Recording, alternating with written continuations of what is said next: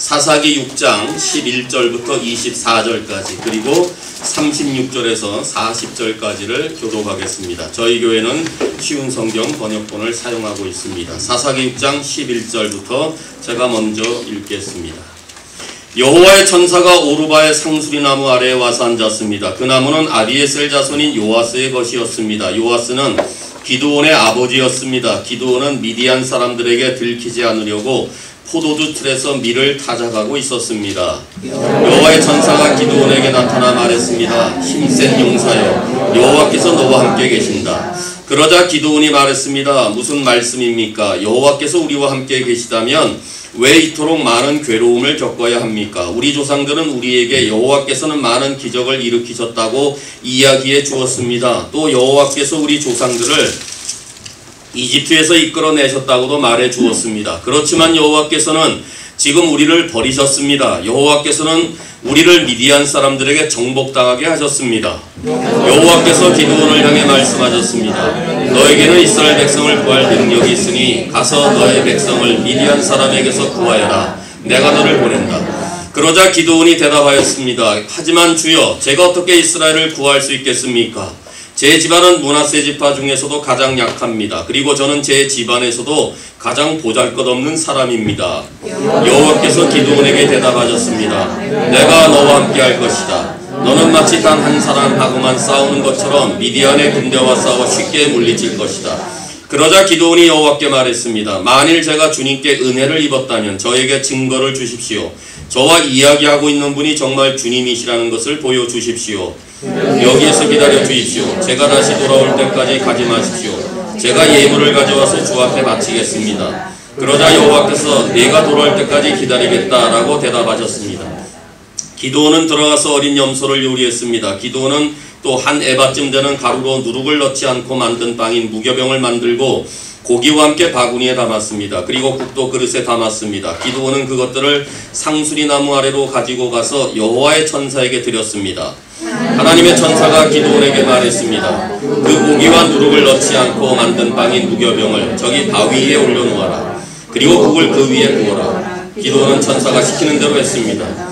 여호와의 천사는 손에 지팡이를 들고 있었는데 지팡이 끝을 고기와 무교병에 대자 바위에서 불길이 치솟았습니다. 불이 고기와 무교병을 완전히 태워버렸습니다. 그리고 나서 여호와의 천사는 사라졌습니다. 그제서야 기드온은 자기가 여호와의 천사와 이야기하고 있었다는 것을 깨달았습니다. 기드온은 주 여호와여, 나를 살려주십시오.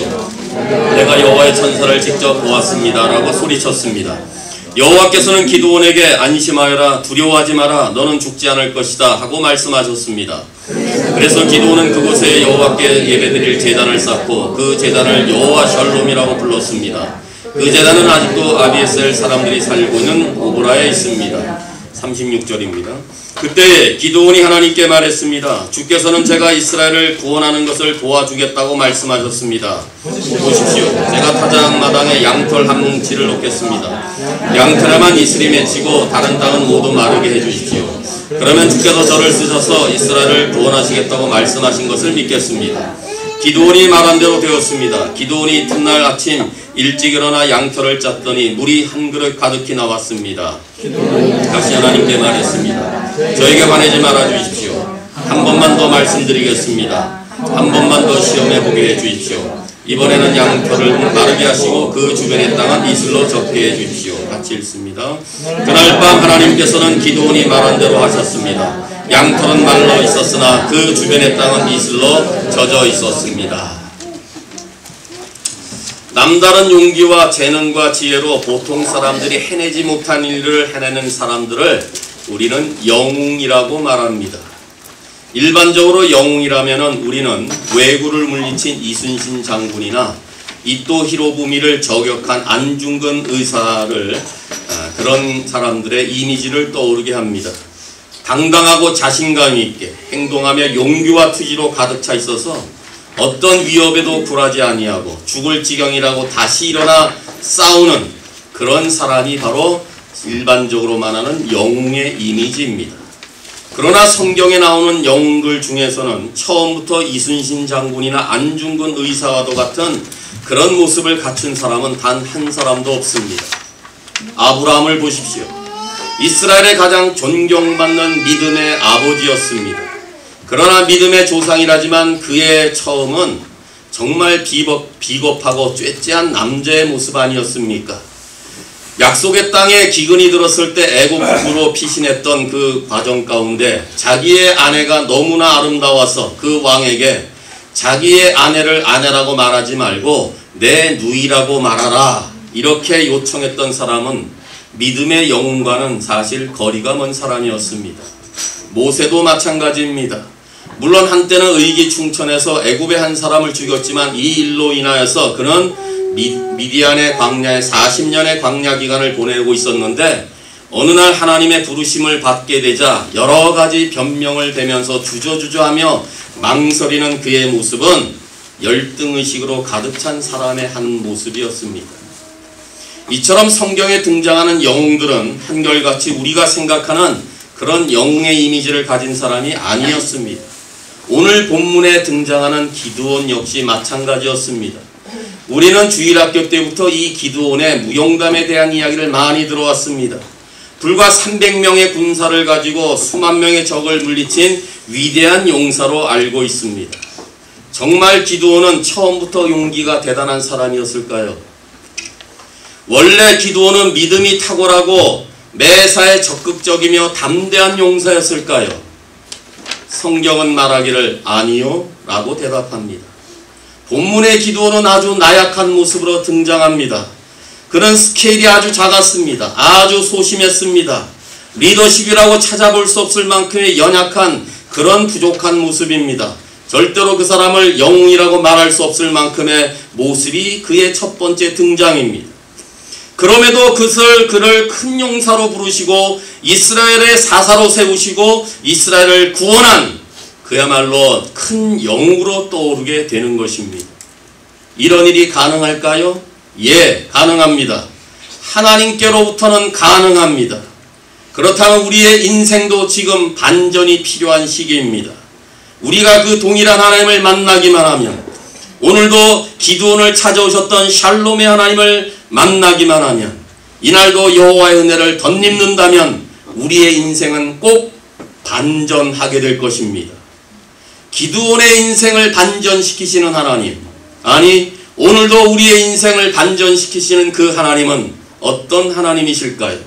먼저 하나님은 우리의 가능성을 믿어주시는 분이십니다. 사사 드보라 이후에 40년의 태평 세월이 지나고 이스라엘 백성들은 또다시 하나님 보시기에 악을 행했습니다. 그래서 이들을 미디안 사람들의 손에 붙였습니다. 미디안 사람들은 이스라엘 백성들을 학대했는데 평소에는 농사를 잘 짓도록 한 다음에 수확하는 그 때를 잡아서 모든 수확물들을 전부 다 뺏어가 버리는 방법으로 7년 동안 백성들을 괴롭혔습니다. 그러니 이스라엘 백성들이 얼마나 괴롭고 궁핍한 생활이었겠습니까?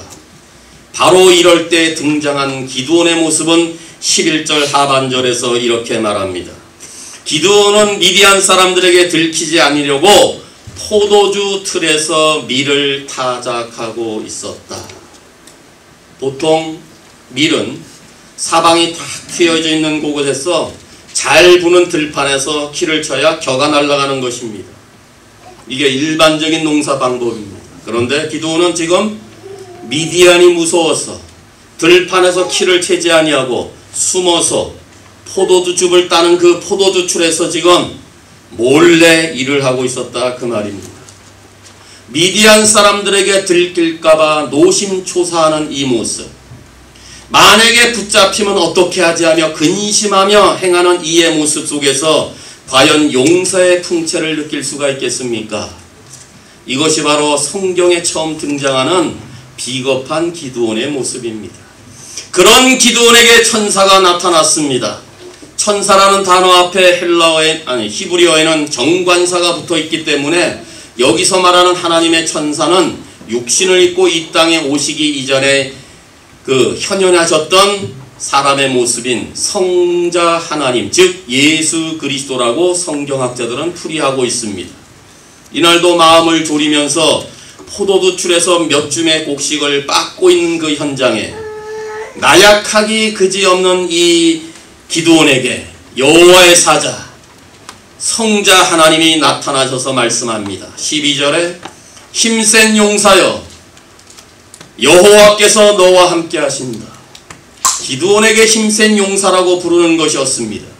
기드온의 모습과는 전혀 어울리지 않는 명칭이었습니다. 아주 무기력한 상황에서 몰래 곡식을 찢고 있는 그에게 힘센 용사라니 이게 말이 됩니까? 아마 다른 주변 사람들이 이에게 힘센 용사라고 말했다면 어떻게 나를 감히 놀릴 수가 있느냐라고 반문했을 것입니다. 그러나 하나님의 천사는 분명히 기드온에게, 나약하고 비겁쟁이였던 기드온에게 힘센 용사로 부르십니다. 하나님은 왜 이 사람을 이렇게 부르셨을까요?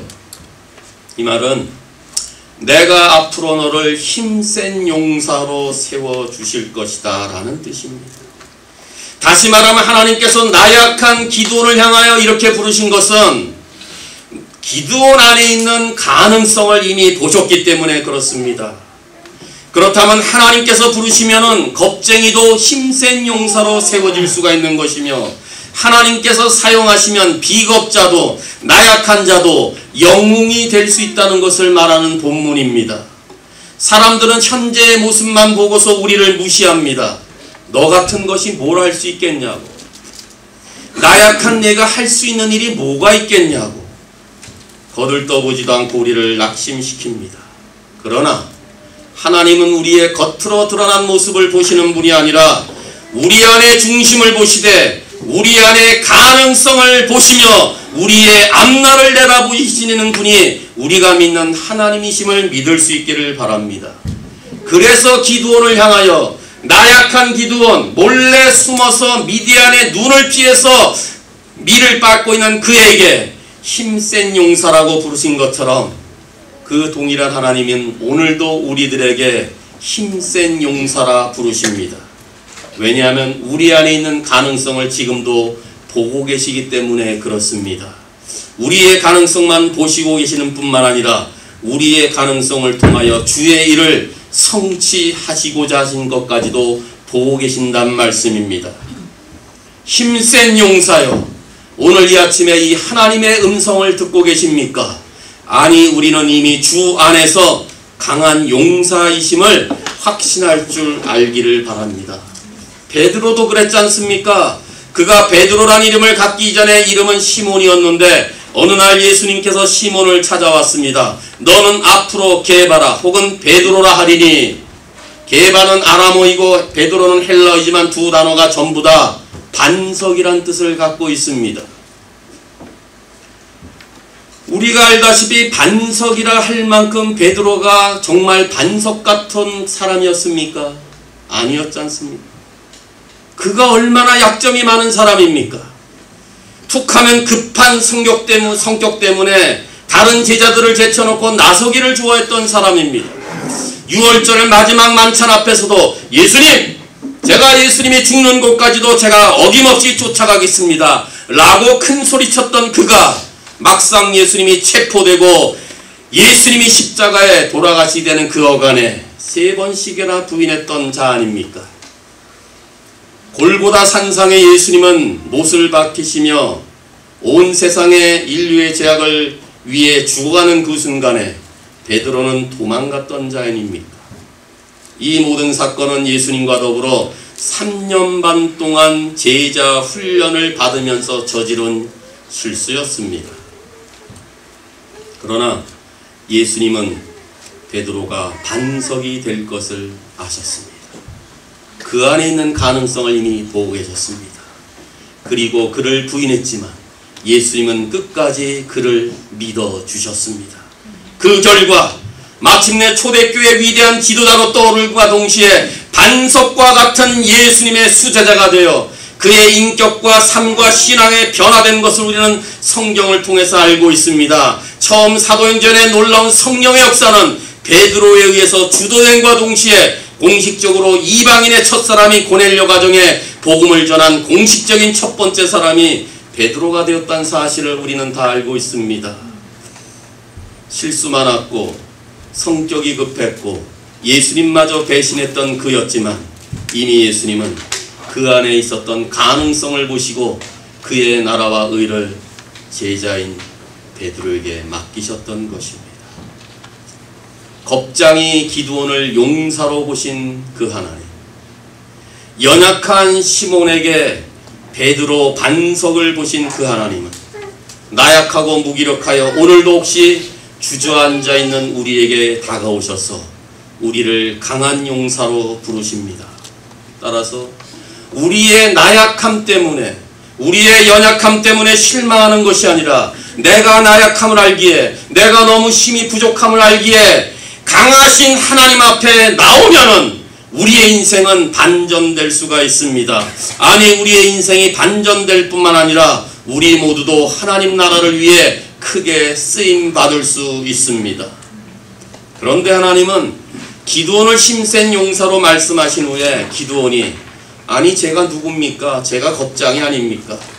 그러니 제가 무슨 큰 사람, 힘센 용사가 될 만한 사람이겠습니까? 라고 생각하기 전에 하나님의 처방은 내가 너와 함께 하겠다.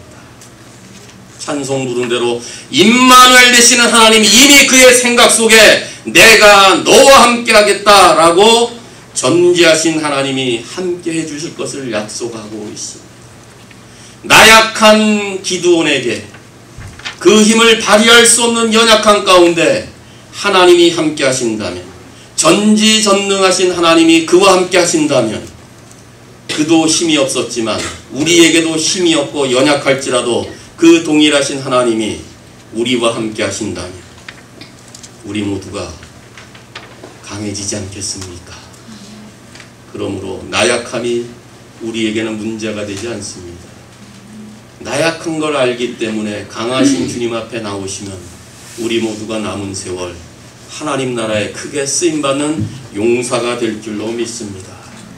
성경에 나타난 모든 사람들은 뛰어난 사람이었기 때문이 아니라 타고난 능력을 소유했던 사람들이 아니라 놀라운 영들이었기 때문이가 아니라 하나님과 함께 하신 사람들의 기록을 말합니다. 그들 모두가 나약하고 연약하고 무기력했다는 것을 알기 때문에 언제나 주님과 함께 살았고 주님을 의지했고 함께 하신다는 임마누엘 동행의 약속의 말씀을 붙잡고 그들은 살았기 때문에 오늘 우리 가운데 성경에 뛰어난 영으로 대접받고 있는 거 아니겠습니까? 예수님께서도 승천하시기 전에 지상명령의 위대한 과제를 그의 제자들에게 남기셨을 때 가서 모든 족속으로 내 제자를 삼아라 라고만 말씀하셨다면 얼마나 제자들 가운데 황당무계한 일이겠습니까? 그동안은 함께 하셨던 그 하나님 예수님, 날마다 능력으로 역사하셨던 그 주님이 함께 있었을 때는 몰랐지만 그 예수님이 승천하시면 지금 그 일을 감히 어떻게 감당할 수가 있겠습니까? 그런데 그 마지막 구절에 내가 세상 끝날까지 너희와 항상 함께 하시리라, 이 주님의 마지막 말씀 때문에 이 사명이 가능케 된 것입니다. 우리가 비록 나약해도 하나님은 우리를 믿어주시고 우리가 마침내 하나님의 일꾼이 될 가능성을 보시며 오늘도 연약한 우리를 찾아와서 힘있는 용사여 부르시는 그 음성 듣고 하나님 나라를 위해서 인생을 반전시키는 가운데에 우리 주의 나라와 주의 의를 위해 쓰임받는 큰 용사 될 수 있기를 바랍니다.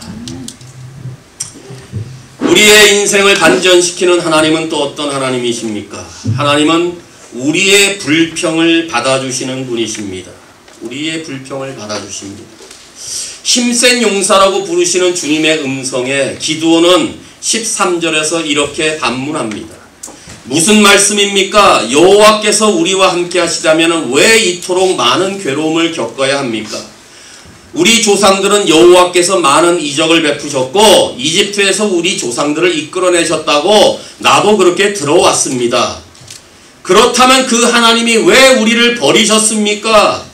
그렇다면 왜 하나님께서는 우리로 하여금 미디안 족속으로 인하여 고통을 받게 합니까? 이것이 기드온의 반문이었습니다.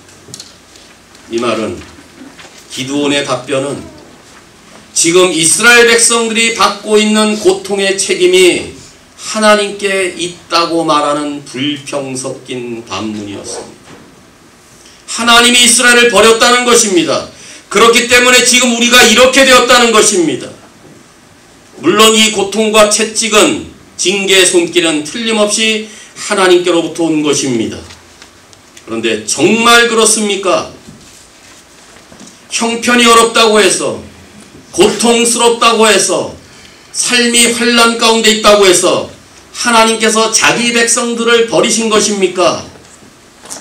그렇지 않습니다. 그렇다면 이스라엘이 당하는 고통의 책임은 누구에게 있습니까? 하나님입니까? 아닙니다. 이스라엘이 여호와 앞에 범죄했기 때문에 그들은 미디안으로부터 고통을 당하고 있는 것입니다. 그런데 기드온은 이 고통의 책임을 은근히 하나님께 돌리고 있습니다. 어찌하여 하나님은 우리가 당하는 어려움을 보고만 계십니까? 왜 내버려 두십니까? 우리 조상이 애굽에서 나올 때 하나님이 놀라운 이적을 보여주셨는데 왜 지금은 그 동일한 능력을 우리 가운데 베풀지 않습니까? 불평하고 있는 것입니다. 하나님이 지금도 살아계시다면 왜 능력을 행하지 않습니까? 왜 여전히 고통 가운데 내버려 두십니까? 따지고 있는 것입니다. 이 불평과 원망을 잘 보시면은 오늘 우리의 것과 흡사하지 않습니까? 우리 자신도 자신의 죄로 인한 징계와 고통을 받을 때에 간혹 우리는 내 책임이 아니라 자꾸 하나님의 책임으로 돌리는 경향이 많습니다.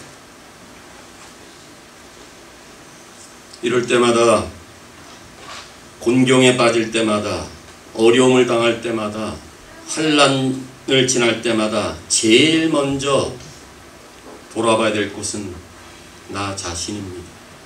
나 자신을 돌아봐야 됩니다. 내가 하나님께 잘못한 것은 없는가? 내가 지금 알지 못하는 문제가 있는 것은 아닌가? 내 자신에게 물어봐야 됩니다. 이렇게 물어보기만 하면요, 놀라울 정도로 내가 당하는 고통의 모든 책임이 다 나에게 있다는 것을 발견하게 됩니다. 예를 들어서 건강이 나빠 쓰러졌다고 가정해 봅시다. 그러니 우리는 대부분의 경우의 사람들은요, 하나님, 왜 이런 병을 나에게? 대부분 그렇습니다. 왜 나에게 이런 질병을? 그러나 잘 생각해 보십시오. 왜 건강이 나빠졌는가? 물론 내가 모르는 병균이 침투해서 혹은 내가 막을 수 없는 원인 때문일 수도 있지만은 혹시 내가 과로했기 때문은 아닌가? 어떤 욕심 때문에 무리를 한 것은 아닌가? 우선순위가 바뀌어서 하나님의 일보다 세상의 엉뚱한 것에 전심전력을 기울인 탓은 아닌가? 이렇게 돌아보셔야 된다 그 말입니다. 그런데요, 어떤 면에서 오히려 역경 속에서는요, 고통 중에서는요, 하나님이 우리와 함께 하시는 것을 더욱 많이 경험하게 됩니다. 제 경험도 그랬고 대부분이 그렇습니다. 모래 위에 발자국이라는 글을 아시죠? 주보 뒷면에 있습니다. 주님과 함께 바닷가 모래를 거니는 꿈을 꾼 사람이 모래 위에 나란히 그려진 발자국이 멈추어진 그곳에서 자기 인생의 길을 뒤돌아보고 깜짝 놀랐습니다. 그때가 가장 가슴 아프고 쓰라린 경험이고 비참한 때였는데 그 발자국이 하나가 없어진 것을 보고 주님께 물었습니다. 주님, 제가 주님을 따르기로 결심했을 때 주님은 저에게 내가 너와 항상 함께 하겠다고 약속하지 않으셨습니까? 그러나 주님 보세요. 내가 주님이 가장 필요한 그 시기에 그때는 어디 계셨나요? 불평하잖아요. 그때 주님이 말씀하십니다. 사랑하는 아들아, 나는 너를 항상 사랑했고 내가 시련을 당할 그때 나는 한시라도 너를 떠나지 않았단다. 내가 본 사람의 발자국은 너의 발자국이 아니라 나의 발자국이란다. 환난 때 너를 내 품에 안고서 네가 피곤할 때 내가 너를 등에 업고서 걸어간 나의 발자국이란다. 그렇습니다. 주님은 내가 피곤하고 약할 때, 넘어지고 쓰러졌을 때, 그래서 내 힘으로 걸어갈 수 없을 때 그 하나님은 나를 안고 나를 등에 업고 걸어가셨습니다. 오늘 여기까지 그렇게 해 오셨습니다. 나는 그것을 볼 수 없었고 나는 그것을 느낄 수 없었지만은 그 하나님은 항상 나와 함께 하시고 나 앞서서 행하시는 분이십니다. 그러니 어려움을 겪을 때, 괴로움을 형편에 있을 때 더욱 하나님을 의지하며 하나님의 은혜를 상기해야 하는 것입니다. 그런데 이 기도원의 불평과 원망을 들으신 하나님은 어떻게 응답하셨습니까? 만일 이것이 저라면은, 그래서 제가 만약에 이 나라의 왕인데 어떤 신하가 내 앞에 와서 불평을 한없이 털어놓는다면은 왕인 나는 그 신하를 틀림없이 왕에게 대든 죄로 당장 감옥에 가둘 것입니다. 그런데 기드온을 향하신 왕이신 하나님의 반응은 전혀 그렇지가 않았습니다. 오히려 14절에 하나님께서는 기드온에게 이스라엘 백성을 구할 능력이 있으니 가라. 너의 백성을 미디안으로부터 구해라. 내가 너를 보낸다. 격려하십니다. 위로하십니다. 능력을 부여해 주십니다. 대개 어떤 사람들이 다른 사람의 불평을 받아주는 데는 한계가 있습니다. 만약에 남편과 아내 사이에도 한쪽이 계속 불평과 원망을 하다 보면 그거 받아주는 데 한계 있습니다. 그래서 때때로 불평을 하다 보면 불평을 받던 그 사람이 오히려 더 상대방을 향하여 화를 내는 경우가 많습니다. 그러면 두 사람의 관계가 악화되고 마침내는 절교할 위험이 따르게 됩니다. 이게 사람 사는 데는 그렇다 그 말이에요. 그런데 보세요.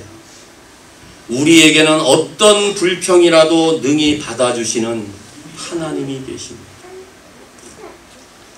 기드온의 불평을 받아주시는 그 하나님은 우리의 불평과 우리의 원망도 받아주시는 동일한 하나님이시란 말입니다.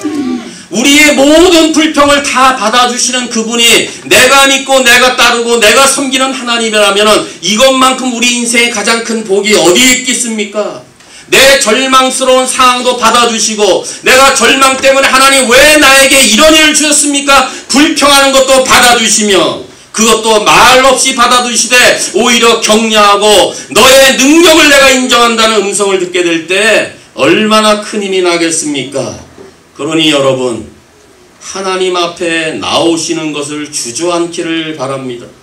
그리고 하나님 앞에 나와서 우리의 고통당하는 형편을 진솔하게 아릴 수 있기를 바랍니다. 아무 것이나 다 털어놓고 말할 수 있기를 바랍니다. 불평도 좋습니다. 그러나 그 하나님을 만나게 될 때 그때 하나님은 우리의 불평마저도 친히 들어주시되 말없이 들어주실 뿐만 아니라 우리를 도와주신다고 약속하고 있습니다. 그래서 히브리서 4장 15절과 16절에 우리의 대제사장은 우리의 연약한 모든 부분들을 다 알고 계신다. 개역 한글에는 우리의 동정을 체휼하지 아니하신다. 이 말은 우리의 연약한 모든 부분들을 다 알고 계신다. 그러므로 하나님의 보호자 앞에 담대하게 나옵시다. 그곳에는 때를 따라 돕는 은혜를 얻기 위한 하나님의 자비와 은혜가 그 보호자 앞에 있기에 언제든지 우리의 때를 따라 돕는 은혜를 얻기 위하여 하나님께 나아갑시다 라고 권면하는 것입니다. 그러니 어떤 불평이든지 하나님의 은혜의 보호자 앞에 가지고 나와 다 털어놓으시면 하나님은 우리에게 너 왜 그런 불평하냐? 너 왜 나에게 따지냐? 너 그러고도 예수를 믿는 사람이냐? 이렇게 묻지 않으십니다. 묻지 않으십니다. 우리의 불평 따지지 않으십니다. 다 들어주십니다. 기드온의 불평을 들어주신 그 하나님, 그것을 눈으로 이미 확인한 상태 이후에 또 다른 증거를 요구했기 때문에 그런 것입니다. 첫 번째 증거를 통해서 기드온은 22절에 분명히 하나님의 얼굴을 직접 보았다고 말하고 있습니다. 그러자 그가 어떻게 해요? 내가 직접 하나님을 보았으니 나는 꼼짝없이 죽었구나. 하나님의 얼굴을 보는 것이 얼마나 심각한 것인지를 이미 기드온은 알고 있었습니다. 그런데 뜻밖에도 하나님의 반응은 달랐습니다. 23절에 기드온아 안심해라. 두려워하지 마라. 너는 죽을 것이다. 그러자 기드온은 그곳에서 여호와께 제단을 쌓고 예배하며 그곳 이름을 여호와 샬롬이라고 불렀습니다. 누가? 기드온.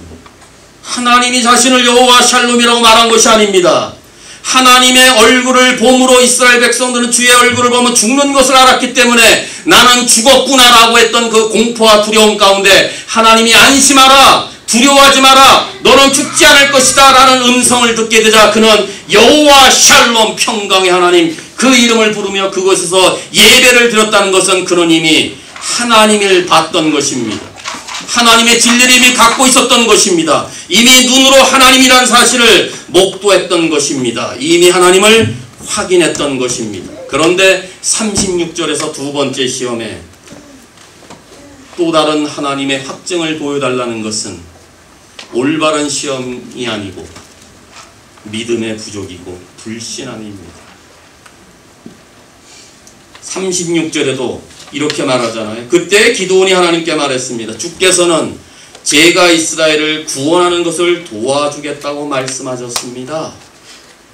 봐요. 기드온은 지금 하나님이 자기를 통해서 이스라엘을 구원하겠다는 것이 하나님의 뜻인지를 알고 말하는 것입니다.